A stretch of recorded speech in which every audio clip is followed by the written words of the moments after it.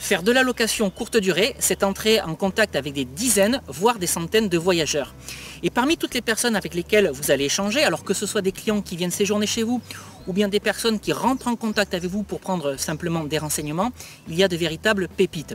Il y a des gens bizarres, des comportements étranges, des demandes spéciales, bref, de quoi raconter de véritables anecdotes. Bonjour à tous, je suis Sébastien du blog louerencourtedurée.fr. Je vous souhaite la bienvenue dans cette nouvelle vidéo dans laquelle j'ai décidé de partager avec vous une anecdote qui nous est arrivée récemment en location courte durée.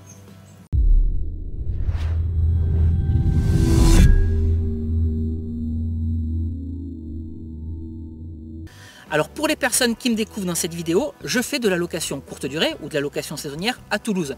C'est-à-dire que je suis propriétaire de plusieurs appartements que je loue pour des périodes de quelques jours à des personnes qui viennent sur Toulouse, que ce soit pour du déplacement professionnel ou que ce soit pour du déplacement touristique. En fait, c'est le principe de l'appart-hôtel. Et je reçois des gens de France bien évidemment, mais également des gens du monde entier. Alors j'ai déjà reçu des gens qui venaient du Pérou, de Chine, de Russie, des États-Unis, du Canada, d'Australie, d'Angleterre, d'Espagne, du Portugal, etc., etc. Et dernièrement, ma compagne, qui fait également de la location courte durée à Toulouse, a reçu une demande particulière et j'ai souhaité la partager avec vous dans cette vidéo. Alors ma compagne fait de la location courte durée, comme je viens de le dire, et ce qui est très important de noter, c'est qu'elle le fait à Toulouse. Elle fait de la location courte durée à Toulouse. Et ça, c'est très important pour la suite de cette vidéo. Toulouse, quatrième ville de France, qui se situe dans le sud-ouest de la France. Et donc voici la demande qu'a reçue ma compagne il y a quelques jours. Et ce que je vous propose, c'est de lire les échanges de mails entre elle et le client, ou le prospect en tout cas. Bonsoir, j'espère que vous allez bien. Nous sommes trois jeunes filles sans histoire, sympas, on aime bien rigoler et s'amuser. Après maintes et maintes recherches, nous avons eu un coup de cœur pour votre annonce. Est-ce qu'il y a une plage à proximité? Est-ce qu'il est possible de réserver? J'attends votre réponse à vous. Bonne soirée. Alors, je trouve cette demande assez particulière parce que Toulouse, comme vous l'aurez compris, ne se situe absolument pas en bord de plage et la plage la plus proche se trouve à Narbonne, à 153 km de Toulouse. Alors, je vous fais la suite. Voici la réponse de ma compagne. Bonsoir, je vous confirme que l'appartement est disponible à ces dates et qu'il est réservable. Par contre, il n'y a pas de plage à Toulouse, les quais de la Garonne sont aménagés pour l'été, mais la baignade est impossible.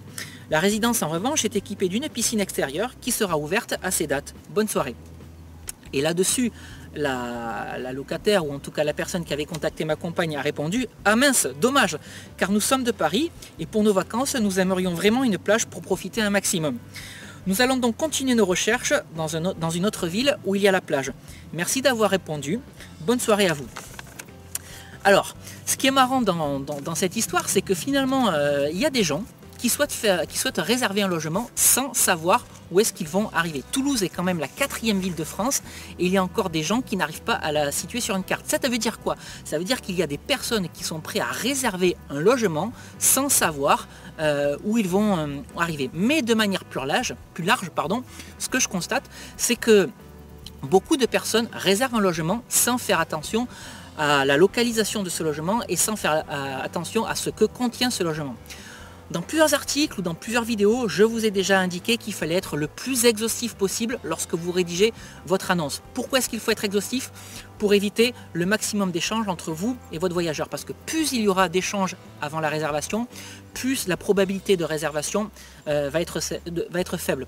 Et donc il est indispensable de bien décrire votre logement et les prestations que vous apportez. Alors, est-ce qu'il y a une télé? Est-ce qu'il y a un accès Internet? Est-ce que la cuisine est équipée? Combien il y a de lits, combien il est possible de loger de personnes, est-ce que vous fournissez le linge de lit, est-ce que vous fournissez le linge de bain, etc. etc. Moi, j'essaie d'être le plus exhaustif possible et malgré tout ça, je reçois quand même régulièrement des questions de clients qui me demandent si le linge de bain est fourni, si le linge de toilette est fourni, etc.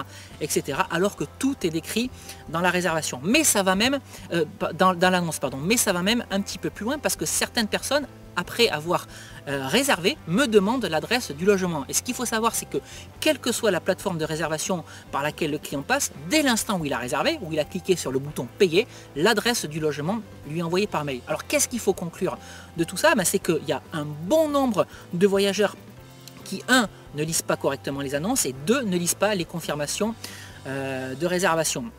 Et lorsque vous faites de la location courte durée, le client a la possibilité de noter la qualité de l'emplacement où se trouve votre appartement. Et souvent, ou régulièrement en tout cas, on a des personnes qui ne nous donnent pas la note maximum. Et ça, c'est vraiment étrange parce que, en fait, pour moi, les clients réservent en connaissance de cause. C'est-à-dire qu'ils ont fait le choix de venir dans cet appartement et l'appartement est clairement bien indiqué sur une carte. Pour caricaturer à l'extrême, mais pas tant que ça, c'est un petit peu comme si une personne décidait de réserver un appartement à Toulouse, pour reprendre mon exemple de tout à l'heure, et ensuite mettre une mauvaise note sur l'appréciation de la localité, parce que Toulouse n'est pas en bord de plage. Bref, comme dirait Obélix, ils sont fous ces clients.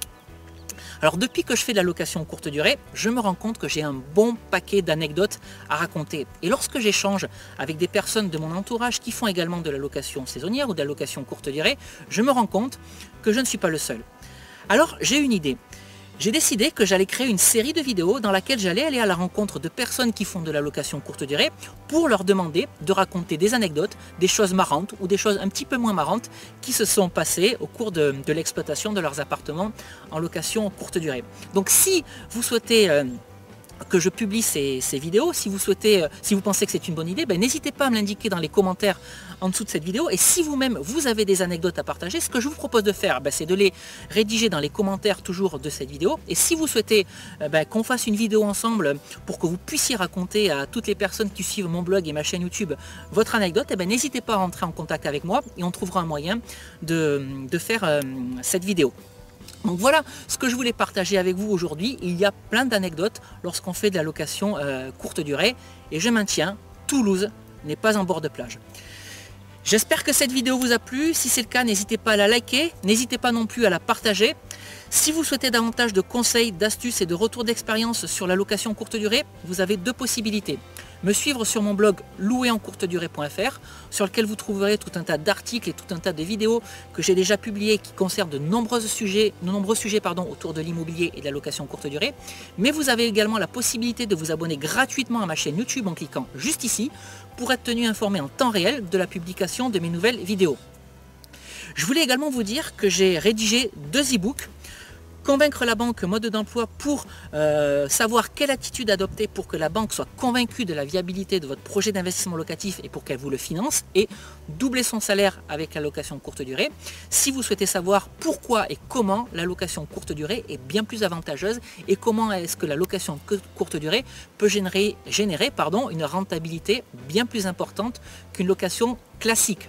Alors vous pouvez télécharger ces 2 e-books en cliquant sur les 2 vignettes qui apparaissent dans cette vidéo si vous vous trouvez dans un navigateur internet, et si vous vous trouvez sur YouTube, je vous rappelle que les liens de téléchargement se trouvent dans la description juste en dessous de cette vidéo.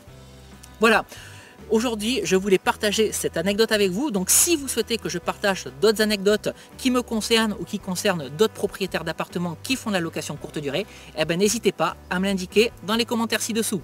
Je vous dis à très bientôt pour une nouvelle vidéo. Ciao!